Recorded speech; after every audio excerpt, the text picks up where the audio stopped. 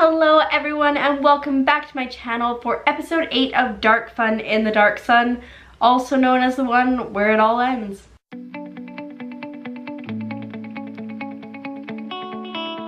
As always, if you're not sure what's going on, make sure to check out the link there, but at the end of the last session we were mustering for war and we had just marched out from the city of Tyr. So for the session we actually had a full table, which was super exciting, but also a lot of people at the table, and because we've got a character tree, it was a lot of characters. Last week I posted a video of a character tree so you can kind of figure out which 3 characters go with each player, and you can check that out right here.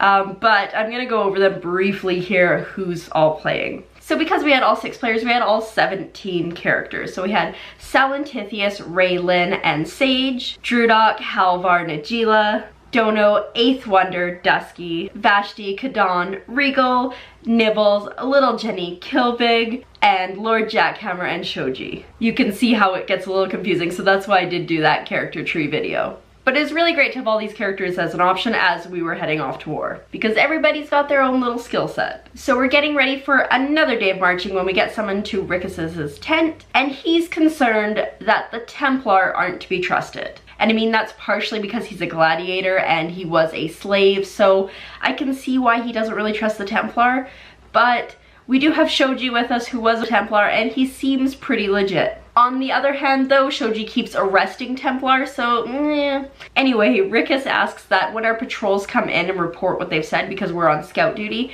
that they don't tell Styan, who is one of the other commanders who was a Templar. But Shoji is not having that, and so Salantithius is like, don't worry, I'll let you know if anything sketchy's going on, because he really likes King Tithian and he thinks that Rickus is doing his best to win this war. When we're walking back to our own camp though, we get inundated with a lot of gossip. So just like Rickus doesn't trust Styan, pretty much all the gladiators are certain that the Templar aren't going to fight with us. If anything, they're going to desert and go to the other army because there's a sorcerer king there and they will be granted spells. The second rumor is that officers are getting the best food and that all the regular soldiers are getting left with crap. Next, there's the rumor that Tithian just wants everybody to die. He does not want this army to come back. He doesn't care what happens. Although, I mean, if everybody dies, he's gonna have an army marching on him, so I would care a little bit. The next rumor is that one of our commanders, Vordman, who is a dwarf, cares nothing about his troops and doesn't care what happens to them. So that's something we need to rectify.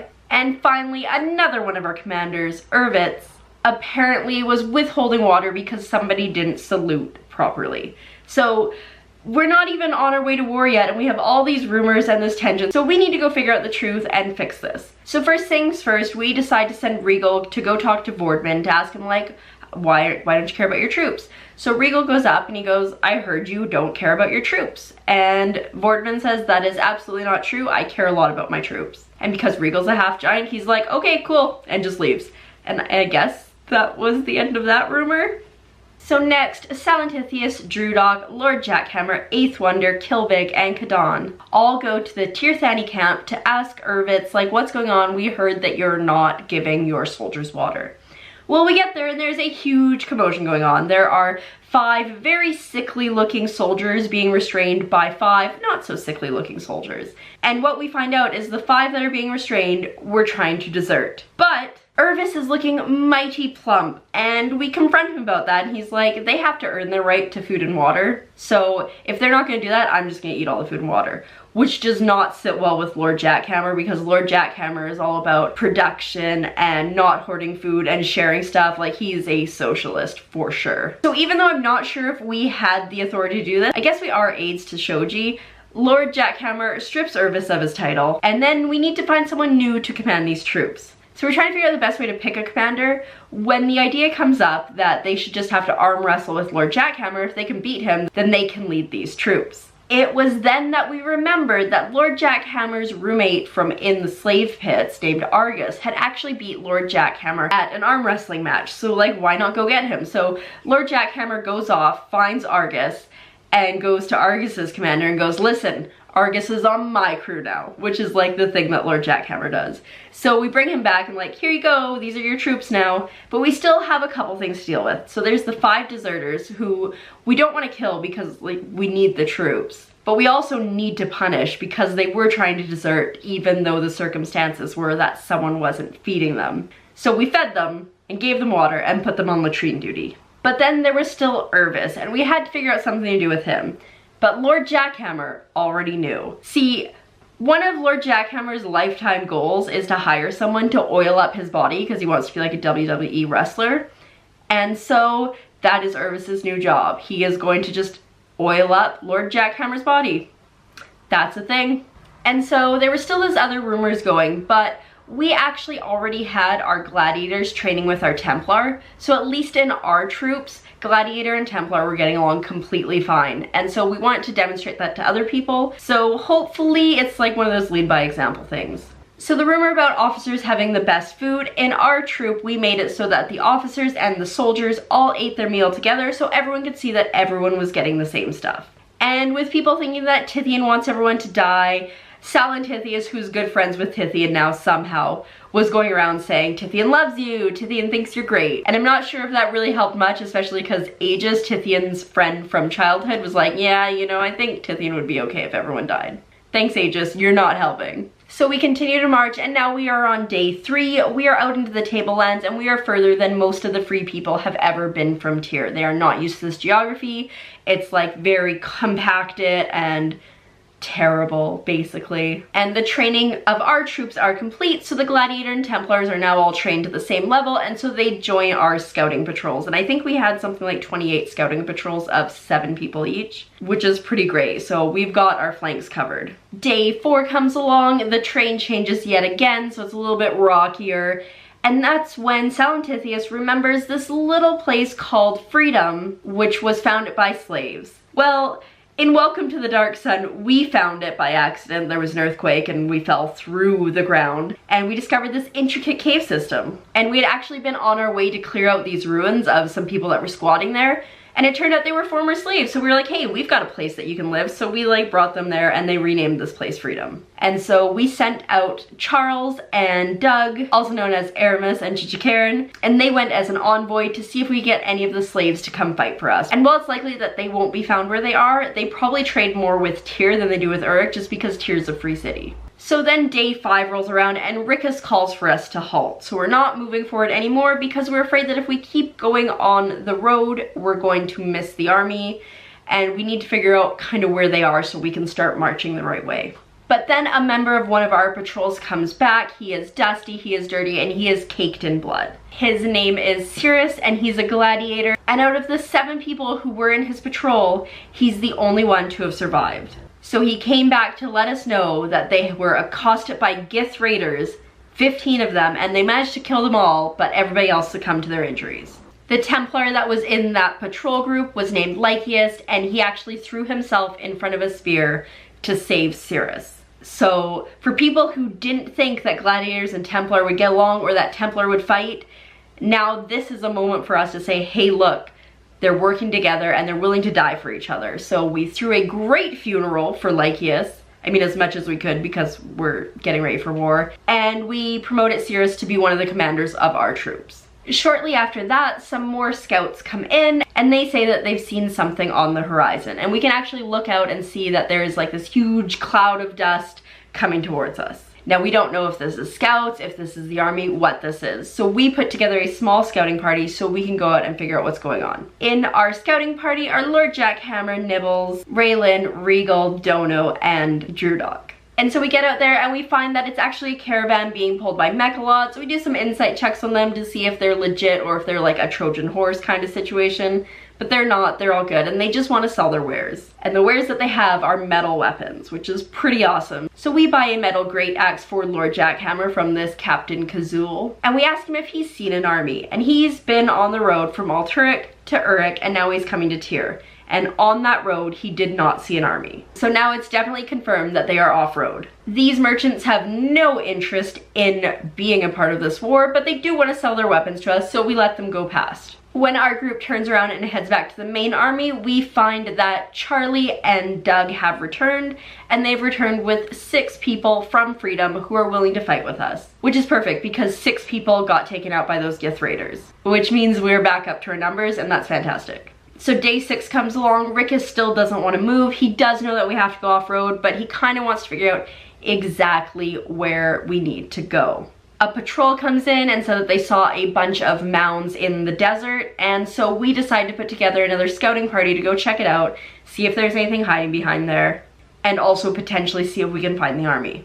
So Dono, Nibbles, Raylan, Lord Jackhammer, Kadan, and Najila all head out on this patrol.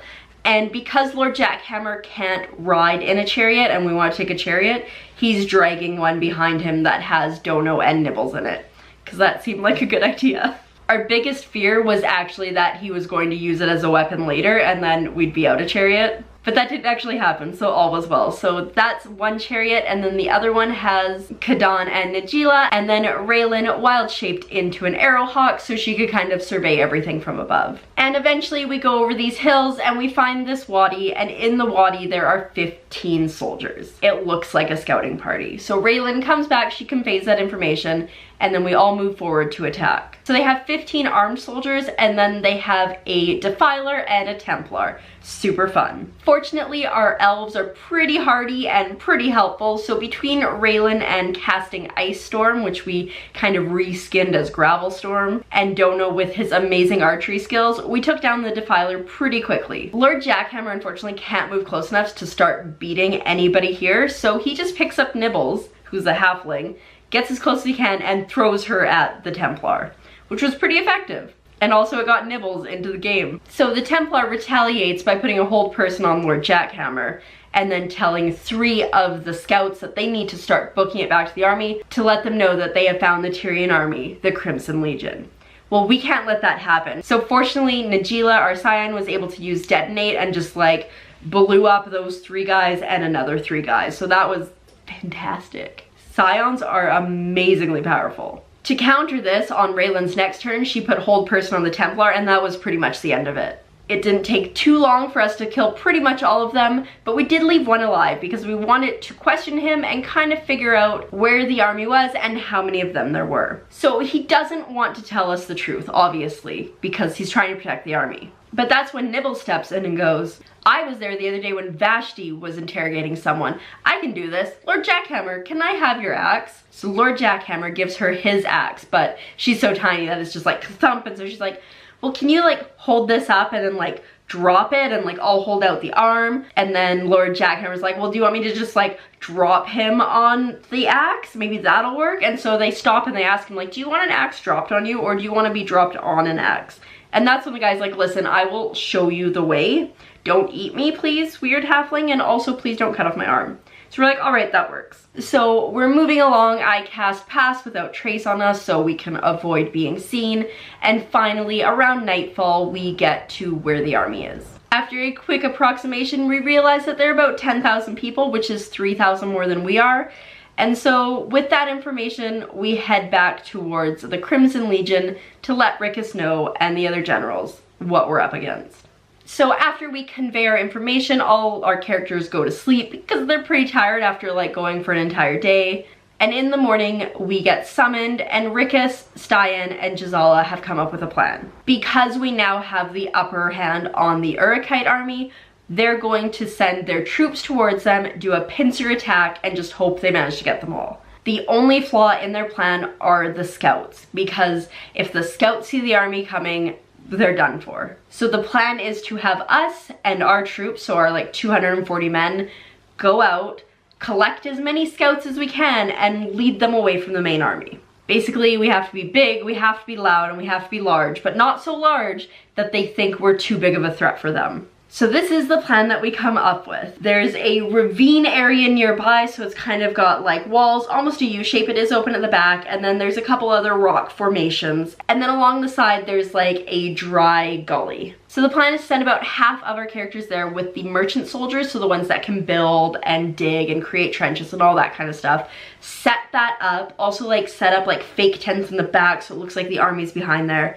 And then draw scouts into there because it's a very easily defendable position. But how are we going to get the scouts there and get them to follow us and not turn around and just say where we are? Well, we came up with a good plan for that, and that is a fake caravan. So we got some mechalots, we got some barrels that were empty but made to look like we were carrying water in.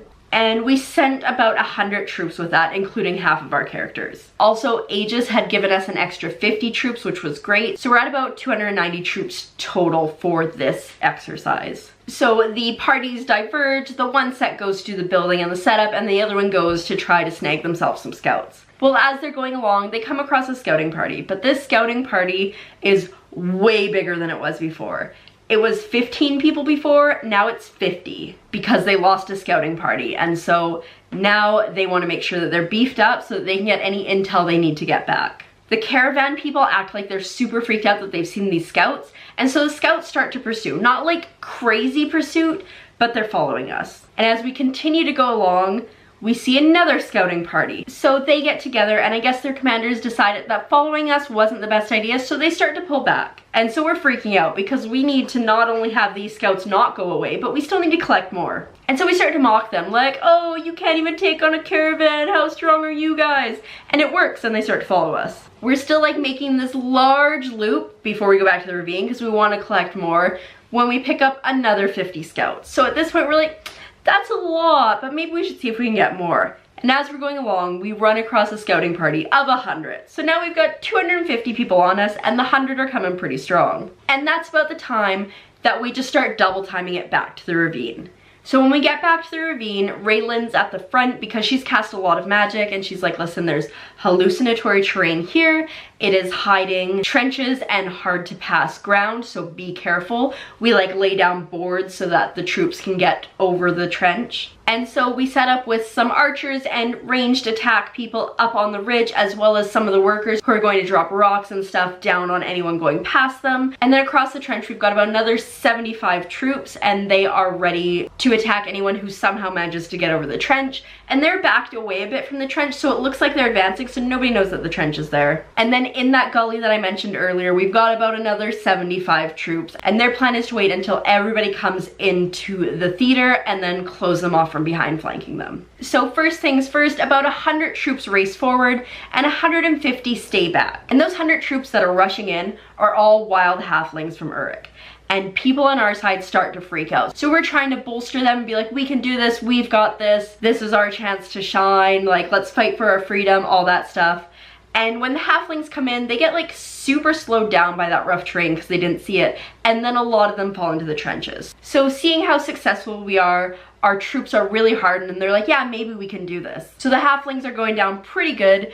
And Najila cast a thunder wall behind them, so any ones that decide, no, I need to get out here, would just hit the thunder wall and be pushed back in towards the fray, which is super awesome. So the 150 troops that have not done anything are looking and going, wow, we've got 100 halflings against about 75 of their troops, and the halflings are going down. We need to get in here now, and we need to turn the tide. So there's like a rock outcropping in the middle here. This is the side that the halflings went on. Our gully is here. And so the troops start streaming in on either side of the rock. As soon as all of them get through on this side, Raylin casts wind control. And so she has the wind just gusting inward. So anyone who's trying to get away has to use twice as much movement to get out through that wind. So effectively, everyone's kind of been funneled together. Once the group on this side gets all the way in, that's when all our troops from the ravine pour up behind them. So at this point, our DM had us pick the characters that we want to play for this huge battle because it was going to be us going against their Defiler, their Templar commander, a half giant, and a couple of the guards. And then everything else was all kind of worked out between the rest of the troops. So Raylan and Dono stayed up on the ridge, but they were casting and shooting bow and arrow, so they were able to get ranged attacks still into the fray. Nibbles was also in there, Lord Jackhammer of course, Najila also was playing a role, and I believe Regal was the other one, but it might have been Vashti. So because we built a really good party together, we are able to just pour damage out like you wouldn't believe. And pretty quickly between Dono, Raylan, and Nibbles, we managed to take down the commander. And it was in large part because Dono managed to get a crit. And just before the battle, now I know for sure it was Vashti that was playing, Vashti had cast a spell on Dono so that he could deal an extra 2d8 every time he hit. Plus Dono had charmed his arrows, which gave him extra attack, and he had like Hunter's Mark and all that. He had so many things that he could add to this. So with his crit, he put 77 points of damage into the commander. So that was the end of him. The Defiler was a bit of a struggle as well, but we just kind of systematically went through them. And so it was the commander first and then the Defiler. And once the Defiler was down, we went after the half giant, which, if you're wondering, we did roll to see if he was a large sin brother, and he was not, but that would have been really awesome, and that would have made everything so much easier. He took a lot more to go down, and our frontline fighters were really taking a beating, especially Lord Jackhammer, and I think he took like over 100 points of damage, which is crazy, but he is a half giant, so he wasn't dead yet. But eventually, after grinding and throwing everything we had at them, like Raylan was running out of spells and like all that jazz, we managed to take down the half giant and the guards. And nobody got away to go back and warn the army. Although at this point, we weren't even sure if there was an army to warn, because if everything went well, the Crimson Legion was attacking them. At the end of it all, we dropped from almost 300 troops to 156 troops remaining, and we had 24 prisoners of war. We definitely took several hours here to heal our wounded and attend to everything, and then we headed out to go meet up with hopefully a victorious army. And by victorious army, I mean hopefully our victorious army, not the Urikites. So we made our way to where we had seen the Urukite army the day before, and as we were heading up to the battlefield, a scout came out and brought us in and brought us to Rickus, and Rickus could not believe that we were still alive. He honestly thought he was sending us to our death.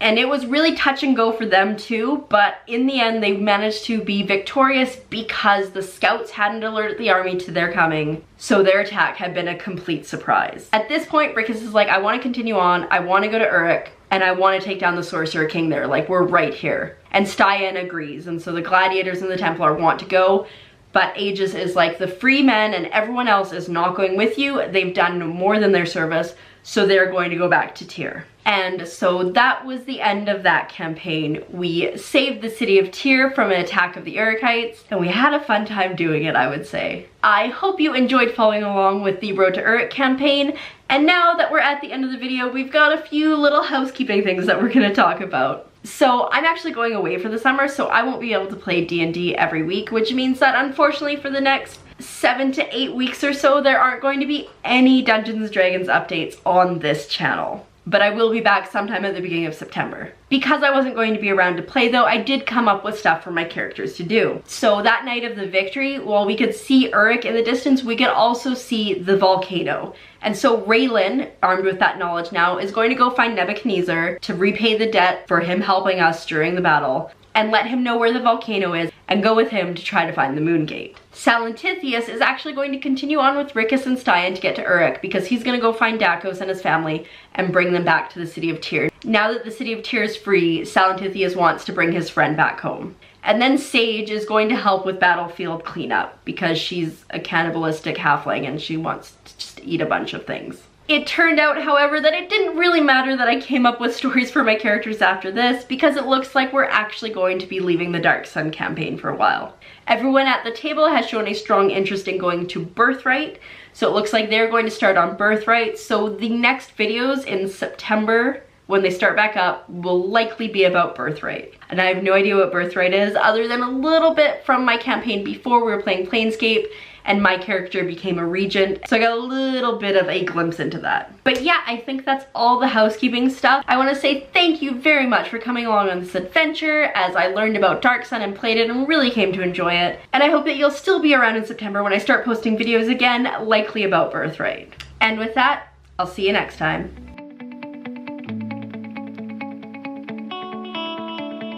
Last week I posted a video about the character tree and who plays with who.